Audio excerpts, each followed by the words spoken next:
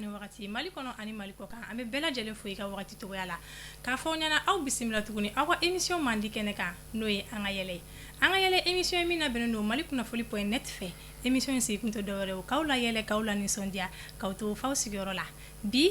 anga wele sera anga bilebele ba fulawre ma mama no ngakuma do ko kuma may ndakelena ama nga nyini ngalu tengula pour que awni ni ambe se ka familial soro to gomna tonton inyanguma tanti kamu ko kambe tamare si do ni jampan flel waroy aya bashite ne to Musa ne jamnye jakti ne wosolon kay nga nsoro la bon ko ya ka korbaya ya kata école doke anga village la ne wo wosolo zamana voilà mal magay nyanguma aba si to ni jampan flel waroy te bashi ne to Modibo Jara ne kolokan kay mais ne soro la Kuluguru donc yanga dem sena beke fo ambe dum ne go bi ay wa flel waro ni bele ba flalo ni ba mbolo bi ni ala sonama yelet nage mo ko sinige lay bi tonton tanti ibsegi comédien to fa ni na flel waro te mo do wulen sa me absega ge do bi don do ci do awo mo ko sama torne ben do Mali kono aywa oye demsenu muso ani chew o saba torne donete mo ko saba torne ben do o mais ni ko to ta fana ni to ka chaade parce que Mali ngona ni waliya min ke be wele noe mais to fla de sera soro ko sobe o ye to fla jume be wele zulu be wele yamru donc to fla girera ko sobe amara ne zulina mais zulin soro la to godi zulin soro la le 24 février 84 parce que nga bara folo tuni réparatoria de mbole village la kana donc un grand frère dobe ko Baïsou Konaté ogon folo min sigira kolo min betongoro bu wara dala o ya yoro chika ke misri ogon sigile ale de soro la ka fo ko bo ko abane to da fin sud africaine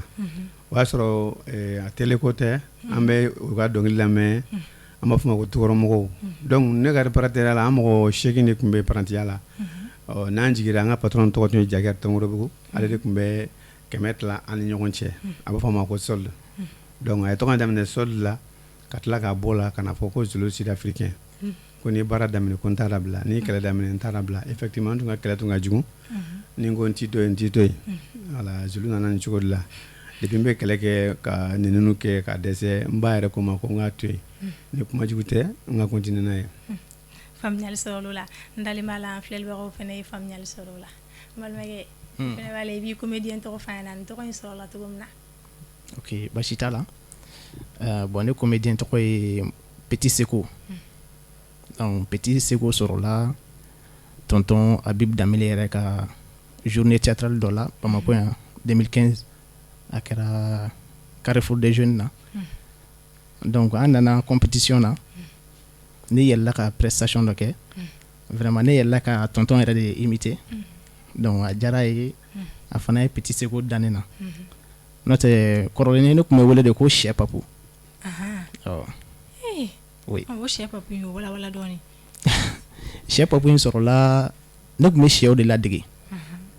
ni chef be kashi ne bulaje me Seko ka kashi ga onyo na oka finalement fa na ken ne to ka kashi ka kare kono chef be ne ere lamine ay alishini anta jidima ali ni korola sanga temani ngani yeshe kashige shoshe be sigida na beben lamde aywa anta yele nga yele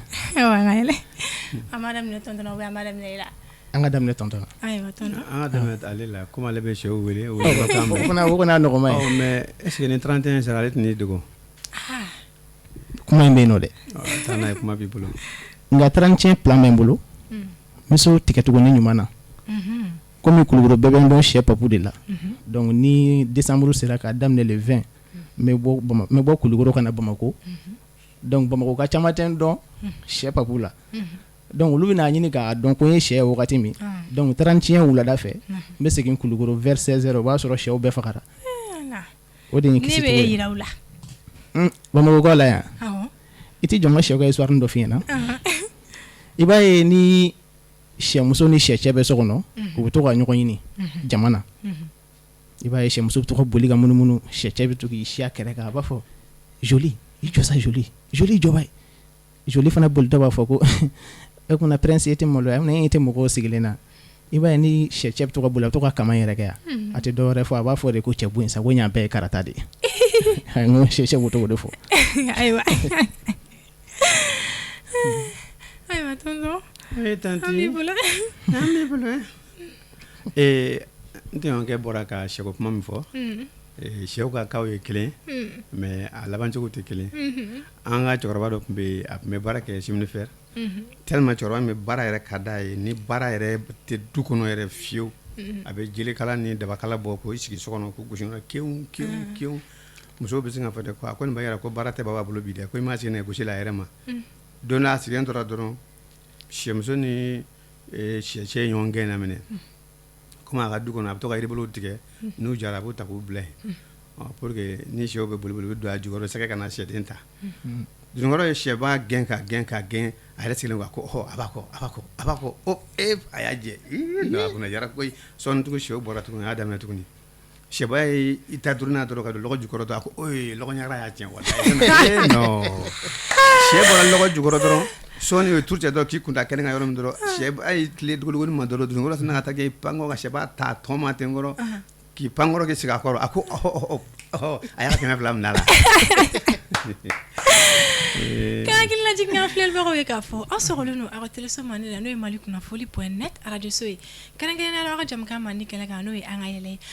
émission ye min labɛnnen don mali kunnafoli.net fɛ walasa k'aw layɛlɛ k'aw lanisɔndiya k'a to faw sigiyɔrɔ la chaque lundi à partir de 18h émission in bɛ tɛmɛ mali kunnafoli.net ale jabaranin kan an bɛ tɛmɛ ni an ka kow ye tonton tanti n'o e yɛrɛ ka coiffure in tɔgɔ sisan i ye kɛlɛ de sɔrɔ tɔn b'i la coiffeur nin tɔgɔ de ye Zulu coiffeur nin a daminɛna depuis 84 mais kungɔfɛla min y'a coiffé a tɛ tɛmɛ mɔgɔ 3 kan 84 ani sisan cɛ mɔgɔ sabanan min bɛ coiffure kɛ sisan o bɛ fréquence 3 cour kɛrɛfɛ u b'a fɔ ma ko Yaya voilà Yaya de bɛ ne kun coiffé sisan hali o don n bɔra yen kabini seli ɲɛkɔrɔla ye n'ale tɛ a tɛ di mɔgɔ si ma parce que ne kunsigi ne ye 2 de ye ni ji kɛra la dɔrɔn a bɛ kurukuru ka kɛ ondulé i b'a fɔ ko kɛrili kɛra la quoi voilà donc a tɛ di mɔgɔ si ma a ka magan quoi k'a ye ten dɔrɔn ko na n ka coiffé ayi dɛ n bɛ taa n'i ye kaso la ayiwa Seko oui baara ka ca wa talent yɛrɛ fɛnɛ ka ca kun jumɛn la e y'a choisi ka kɛ comédien de bon ne yɛrɛ kɔni y'a choisi ka kɛ comédien ye dɔwɛrɛ tɛ ne tun bɛ balontan de kɛ ne de tila ka na ye tuguni ne dayirimɛ tɛ balontan na o ye kelen n tun bɛ dessin fana kɛ dessin marché sɔrɔ ma nɔgɔn kuma bɛɛ n y'o fana to yen n ɲɛsin comédie ma o ye kun filanan ye kun sabanan an ka tiɲɛ fɔ kalan bɛ ne gêner dɛ ayiwa ni ne tun donna classe kɔnɔ une heure dɔrɔn ne ni bɛ siri ka d'a kun ne ko est ce que ne tɛ kɛ cɛtiri bɔla ye peut-être hali ni kalan b'o la i bɛ t'i sigi classe kɔnɔ yɔrɔ dɔ o y'a sɔrɔ caman kɛra dɛ n'o tɛ a fana ye kalan dɔ ye minɛ donc o de la ne y'a choisi ka don o la donc ani an ka cɛkɔrɔba minnu bɛ cɛtiri bɔ vraiment n'i b'olu lajɛ i bɛ Mali tagacogo sira nɔgɔman a n'a jɛlen i b'o ye cɛtiriw de kɔnɔ ka caya i t'o sɔrɔ baro da kunda bilen parce que denmisɛnninw tɛ gɛrɛ cɛkɔrɔba la bilen ka baro kɛ donc o bɛɛ de kama ne ye cɛtiri choisi ka kɛ cɛtiri bɔla ye faamuyali sɔrɔ l'o la tonton tanti kun jumɛn de la e yɛrɛ fɛnɛ y'a choisi ka kɛ comédien ok n bɔra k'a f'i ye moi je suis Diakité ne ye Wasolonka de ye Wasolonka bɛ yɔrɔ yɔrɔ i b'a sɔrɔ o yɔrɔ mɔgɔw bɛɛ nisɔn ka di parce que Wasolonka bɛ nisɔndiya de fɛ fo Bamakɔkaw nana yɛlɛma ko an ye ngɔnikala bɛɛ yiri kɛ ngɔnikala ye alors que o tɛ bɛɛ n'i dancogo don bɛɛ n'i classé cogo don bon komi ne bɛ mɔgɔw la yɛlɛ carré kɔnɔ jeune dɔ bɛ yen ko Cini Kulibali a bɛ Tɔnbɔrɔbugu ale de taara ni ye INA directrice fɛ yen min bɔra a la n'o b'a fɔ ko madame Fofana Aminata Jɔnmana ka taa ne yira a la donc o de ka sababu ye ka taa ni ne ORTM na ka di Djibril Diabaté ma à l'ORTM actuellement a fana bɛ retraite la sisan donc ne ka comédie image fɔlɔfɔlɔ a image fɔlɔfɔlɔ bɔra 94 a bɛnna dimanche dɔ ma coupe d'Europe banna don min na le lendemain ne ka sketch fɔlɔfɔlɔ bɔra ka bɛn n'o de o titre tun ye Alpha Omar Konare de parce que yɔrɔ ni campagne daminɛna u bɛ taa kɔfɛ dugu ninnu na ka taa ka kumaw ɲɛfɔ ko an ka campagne siɲɛ kelen quoi bon dugumɔgɔw bɛ jɛ ka mɔgɔ kelen délégué u ka dugu kunkan kuma fɔ donc ale ma kalan a tɛ Bamakɔ ko dɔn an ka duguba a t'o ko dɔn quoi ale ko président ani Umaru ani Alpha ani Konare ani Bɔgɔfaranama an n'an ta dugu a diyara an ye parce que ale hakili la o bɛɛ ye mɔgɔ kelen kelen de ye quoi donc sketch a daminɛ b'o de kan ka ne ka sketch fɔlɔ ye donc ale madame Fofana ne encouragé donc n kɛra a ka pratiquant ye so parce que ma ina kɛ voilà donc comme baara n'a ka di a b'i dɛmɛ quoi donc ni ne taara so n'a bɔra école la a bɛ mɔgɔ bila ka n wele n bɛ na ni n ka humour min bɛ yen n b'o yira a la sketch min bɛ yen n b'olu yira a la i y'a faamu donc o de kama ne ye ale kanu parce que ne ka comédie c'est naturel c'est un don de Dieu donc kafalenya ni kuma jugu tɛ quoi mɔgɔ hakili to kuma fɔcogo la parce que ni ko ala ye fɛn d'i ma a bɛ dɔw tɔɔrɔ k'a sɔrɔ n m'a dabɔ o kama quoi parce que n'i ma fɛn min école kɛ i b'a kɔnɔ a bɛ fɔ ko i dakan don quoi voilà o de comédie diya ne ye faamuyali sɔrɔ la an tɛ yɛlɛ an ka yɛlɛ tugun wa an ka yɛlɛ o ye tiɲɛ ne kɔni yɛlɛla ne yɛrɛ ye n kɔnɔ yɛlɛ bɛɛ kɛ depuis ne ma don e kan k'i nogo falen yɔrɔ i bɛ nogo falen nka an bɛ nin bɛɛ la n'i bɛ diɲɛ baara o baara kɛ i k'a kɛ ni sɛbɛ ye hali zon e delila k'a mɛn ko paranti bɛ fɛn bɛɛ la e delila ka zon paranti ye paranti b'a la zon paranti bɛ yen a ɲɛma ale bɛna cogo di voilà zon paranti i b'a dɔn ale bɛ cogo di o de ye gerebudenni ye gerebudenni o de ye zon paranti ye n'i bɛ gerebudenni sɔn k'a sɔn i ka wari bɛ bila yɔrɔ min don na a bɛ n'a den kɛrɛfɛ k'a yɛrɛ ɲini a tɛ bisabirila yɛrɛ fɔ a bɛ n'a den donc i ka wari bɛ mara yɔrɔ min na a b'a bila yɔrɔ min na n'a taara a b'a ɲɛfɔ zonkɔrɔbaw ye cɛ nin bɛ wari sɔrɔ dɛ cɛ a tɛna nin kama mais ni gerebudenni taara aw nɔfɛ a kana ban k'a sɔn a y'a sɔn ala kama ni min fɔ a kana ban k'a sɔn parce que ne tun bɛ ka siran o yɔrɔnin fana fɔ awɔ n'i ye kuma fɔ i bɛ fiɲɛ d'a kan o ye tiɲɛ ye taa n'a ye nka n'i ye zon paranti mɛn ne si la dɔrɔn ayi a dabila i b'a sɔrɔ a tigi de ma ka fɛn bila yɔrɔ dogo kosɛbɛ n'o tɛ i b'a mɛn ko paranti filɛ nin a filɛ mobili kɛrɛ la a bɛ ka gosi soudeli paranti o bɛ yen nka zon paranti n'i y'ale mɛn ne si la dɔrɔn tɛgɛ ma k'a la de e bɛ zon kɔrɔ dɔn wa ayi zon ye saba de zon min bɛ mɔgɔ hakili suɲɛ kelen i tɛ yen min b'i suɲɛ fila sabanan min b'a fɔ ko an tile k'a ta ka boli a k'a gɛn ka dɛsɛ fo ka biri k'a fɔ cɛ a taara koyi walahi a m'a sɔrɔ a kɛra ko moteur de b'a la ni zon saba de bɛ yen non zon sugu fana ka ca e bɛ gerebudenni dɔn gerebudenni minnu tun bɛ yen 2002 o y'a sɔrɔ u ka jeu play ninnu bɔlen kura kun don u bɛ taa voxda la sotarama mana n'a jɔ dɔrɔn u bɛ sin k'u jɔlen to ni ye Mamadu sɔn i ye Mamadu sɔn ni ye Mamadu sɔn i ye fɛn b'a ye ni ye Mamadu sɔn i ye fɛn b'a ye i ye Mamadu sɔn i ye fɛn b'a ye ala k'a lara sɔn suma ye ala k'i don aridinɛ kɔnɔ n'o kɛra dɔrɔn an ka muso ninnu bɛ sotarama kɔnɔ ni duuru ninnu taama segu olu bolo dɔrɔn olu b'a k'u bɛna don aridinɛ kɔnɔ ko nin ye dɔ di o bɛ sin ka dɔrɔmɛ duuru di duuru dun tɛ jeu play ni sɔrɔ n'o kɛra o bɛ nɛni daminɛ de o b'a fɔ ko ala y'a labi ala y'a labi tɛ ala ne ye duuru di sun a tɔ laban kɛ nɛni ten e b'a bɛ to mɔbili kɔnɔ ami ka sɔrɔ o bɛ k'i nɛni mais o nɛni tɛ se ka fɔ o bɛ faamu o fana ye tiɲɛ voilà ayiwa an bɛ tɛmɛ n'an ka kow ye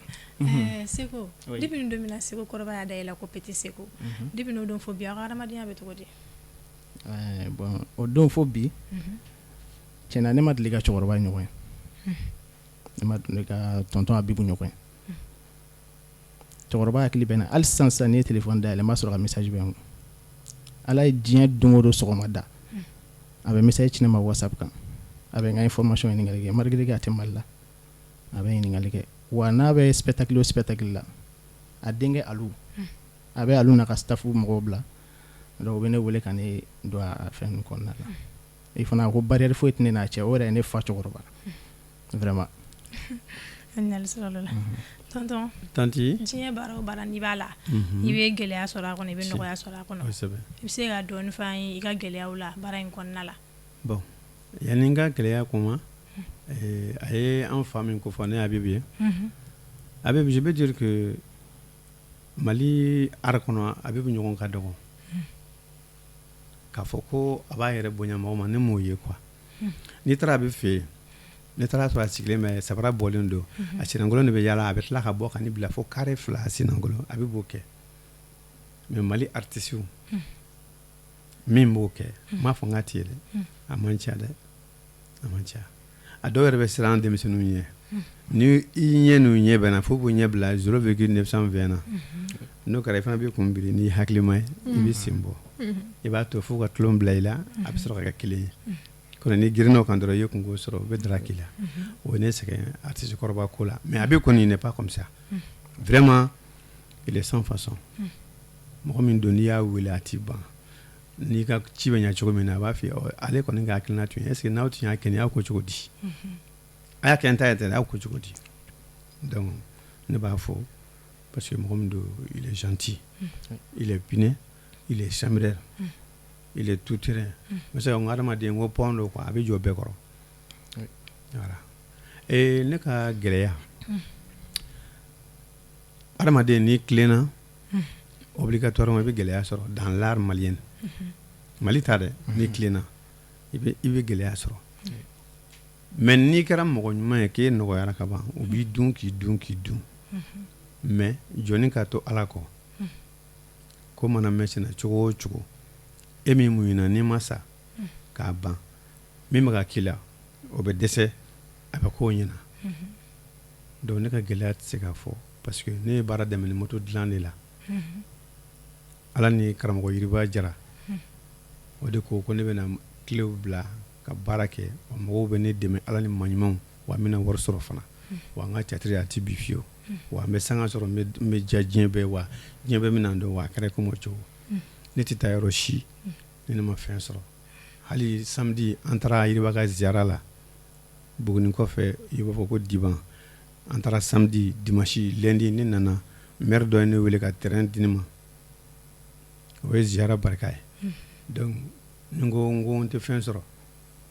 wari tɛ se ka to mɔgɔ kun ka mara ka ban o tɛ se ka kɛ i b'a sɔrɔ bi i b'a dun bi i b'a sɔrɔ a bɛ mara a bɛ ban donc ne ka gɛlɛya tɛ se ka fɔ ka ban a tɛ ban de quoi a hakili ma jigin minɛ i b'o fɔ hali sisan ne ka bolifɛn tiɲɛna aw yɛrɛ de ɲɛna ne ma ka taa n ta ka na ni ye voilà o bɛɛ ye gɛlɛya dɔ ye n'aw yɛrɛ bɛ se ka ne dɛmɛ fana problème t'a la hali ne ka so bɛ yen ni y'a bila panti la a ma bili fɔlɔ ni i bɛ k'a nana ka na datugu an tɛna to ten est ce que gɛlɛya ma ban wa voilà donc an sigilen bɛ sa k'an sadon nin ma kɔnɔ Ala ni gɛlɛya bolo quoi mais Ala ni maɲumanw et j'en ai sûr o bɛ n'an dɛmɛ ni Ala sɔnna inchallah Seku i fana b'i da don i ka gɛlɛyaw la awɔ tɔnɔ y'a fɔ cogo min a tɛ tɛmɛ o kan bamananw bɛ kuma dɔ fɔ ko n'i ɲɛ kɛ nɔnɔ kɛnɛ ye basijalantigi b'a ka basijalan k'a la an kɔni tɛ bɛrɛ dɔn Mali art la parce que an ye denmisɛnnin an kɔni sɔrɔla k'a sɔrɔ tɔntɔn b'a kɔnɔ n'olu ye mun fɔ an tɛna se ka fɛn fɔ foyi fɔ la ka tɛmɛ o kan diyagoya i bɛ gɛlɛya sɔrɔ a la donc ne ta in b'o niveau la ɲali sɔrɔ la ayiwa an ka wagati korona émission min ɲini ka sa kuncɛyɔrɔ la tonton Teliya la conseil jumɛn de bɛ bolo denmisɛnnin fitinin minnu bɛ ka wuli ka don comédie la sisan k'a di olu ma bon ni kɛnɛ korona i bɛ kɛnɛ waranga hali bi ka dɔ fara bonya kan parce que n'i ye fantan wele k'i b'a ɲininka diɲɛlatigɛ la a tɛ ban fɔla temps bɛ dɔgɔya quoi Teliya i yɛrɛ fɔ cogo min na pour les conseils les jeunes gens denmisɛnnin minnu bɛ comédie kɔnɔ sisan ne yɛrɛ ye denmisɛnnin ye fɔlɔ respect de ka gɛlɛn ani mara mais yanni ka mara fɔ ni respect fɔ ni mɔgɔ y'a dɔn a bɛ ka fɛn min kɛ ko bonya b'a kɔnɔ i bɛ tagabolo dɔn i bɛ kanubaga caman sɔrɔ mais n'i ye fɛn kɛ bonya t'a kɔnɔ kɔrɔ ye di yɔrɔ ne ye n ka sɛ ka imuru fɔ nin b'a kɔnɔ mais n ma sɔn k'a laban n ye gɛrɛbutini fɔ nin b'a kɔnɔ n ma sɔn k'a laban respect de y'o ye parce que bonya i ka kumaw fɔcogo dɔn minnu kan ka kɛ nin ye fo modéré i b'o yɛlɛma fo jeunes k'o de dɔn k'a fɔ comédie tɛ ni n terikɛ bɛ baro la ni n filan bɛ baro la n b'a fɔ n bɛ nin kɛ non grande personnalité de b'i lamɛn o de b'a lajɛ quel qu'en soit n ta ye n ka téléphone ye n bɛ n ka jeu kɛ mais il faut savoir parler a bila i kunna mɔgɔbaw de b'i lamɛn don dɔ n'i ka fɛn diyara mɔgɔ dɔ ye a b'i wele e karisa wele ka diya o caman kɛra anw na hali karamɔgɔw bɛ fɔ k'a ye karisa ɲini ka diya vraiment a ka fɛn ka di n ye a bɛ fɛn k'i ye a bɛ ladiya mais n'i donna nɛni na dun jɔn b'i wele bon o ye défaut ye u ka ko kɛtaw dɔn u k'u hakili to u yɛrɛ la et en même temps ne bɛ dugawu k'u ye mɔgɔ u b'a fɔ ko mɔgɔ tɛ se ka i tile kɛ k'i mɔden tile kɛ o tɛ se ka kɛ olu minnu bɛ ka wuli j'aimerais que u ka ɲɔgɔn minɛ u ka kɛ groupe ye u ka baara kɛ ni hakili ye fɛn min ye nafolo ye k'u hakili to a la nafolo de bɛ ko caman dilan o de b'a tiɲɛ voilà conseil tɛ se ka ban mais je reste là. Segu conseil jumɛn bɛ fana bolo k'a di dɔgɔninw ma. o kelen de don tonton an fɔ cogo min parce que Mali in na an danbe tɛ sɔn ko dɔw ma i n'a fɔ nenni ninnu nenni sugu dɔ bɛ yen hali ni cɛtiri bɔ tɛ n'i y'o kɛ sigida la cɛkɔrɔbaw b'i filɛ ni ɲɛ dɔ ye donc tonton an fɔ cogo min an b'an janto o yɔrɔnin de la kosɛbɛ mɔgɔ i bɛ se ka kɛ cɛtiri bɔla ye i bɛ se ka kɛ mɔgɔ layɛlɛla ye ka sɔrɔ i ma kɛ mɔgɔ marali ye i bɛ se ka nin bɛɛ kɛ nka ni mara t'a kɔnɔ ni bonya t'a kɔnɔ a taa man di ɲɛfɛ donc tonton an fɔ cogo min a tɛ tɛmɛ o kan an denmisɛnnin minnu fana bɛ ka wuli an fana b'an kalifa don olu la u ko an dɛmɛ olu ye fili min sɔrɔ baara kɔnɔna la o fili kana an fana sɔrɔ an fana ka hakili to ɲɔgɔn na an ka yɛlɛ ayiwa wagati korona émission sera a kuncɛyɔrɔ la an tɛ yɛlɛ an ka sɔrɔ ka muso jɛman kɔni ka di ne ye mais n'i ye muso jɛman furu i ye fini don tiɲɛna koli b'i faga quoi i na o na k'i b'a fɔ ko t'i ko dɛ i nɔgɔlen don dɛ t'i ko dɛ laban na o muso bɛ nege b'i la quoi o de ye ne ba muso jɛman ko la noir dɔrɔn no comme o tɛ ko e yɛrɛ tɛ ko aw bɛ fini don e ça va aller o b'a la dɛ ne kɔni bɛ ko min kɔni kalama foyi ma ne ba muso jɛman ko la dɔwɛrɛ tɛ dɛ tonton bɔra ka min fɔ sisan puisque e na o na hali n'o y'a sɔrɔ i bɔra danka la k'a fɔ k'i bɛ n'i ka so kɔnɔ puisque ale jɛlen don i don o don a b'a fɔ ne ko karisa e kora wa e kɔni b'a dɔn kɔni ni ko de bɛ maa kɛ tubabu kɔni ye san kɔni b'a sɔrɔ bozo kɛ bɛ transparent ye o ala dan ka wasolontigi a di Umu Sangare ma wallahi tonton an b'i bolo tante ko ɲalen dɛ Dumuya kɔni ale ka denguli kɛra don min na o yɔrɔ ni denguli kɔni bɛ kɛ o seyi jalani caman kɛ ka du kɔnɔna fa tewu jeliw dun minɛ fɛn min ye o b'a fɔ nafiya tɛ alimami tilara ka kalan na dɔrɔn ko den tɔgɔ ye nin ye dɔrɔn jeliw kan ka so min wele jaa Dumuya ye siɲɛ 4 kɛ ɲɛgɛn na Dumuya ye fana dɔrɔn jeliw sina wuli k'u bolo se tewu ayi sɔgɔmada fɛn ɲɛgɛnna t'a la i sigilen nin ye jama kɔni ɲɛ b'i la jeliba sina wuli a barika sɔgɔmada in na e de ɲɛgɛn na nɔrɔkɔ ko naani kɛ a barika hali kunun ko i ye mugu fiyɛ min di ne ma a dugumala kun fara a barika Dumuya donc Dumuya ka mɔgɔw bɛɛ labɔ kɛnɛ ma Segu i b'i ka sɛ kasi nka an bɛ sɔrɔ ka refaire di ne ka téléspectateur problème foyi t'a la sɛ kasi in kɛko kelen ni ne kun wulila ka bɔ sɔgɔmada fɛ ne bɛna sɔrɔ tarawelelakaw tɛ wuli kosɛbɛ 10 heures b'a sɔrɔ olu bɛ sunɔgɔ la halisa ne fana y'a jateminɛ en tant que jaralaka ne bɛ to ka yɛlɛ k'an jɔ so sanfɛ ka sɛ kasi kɛ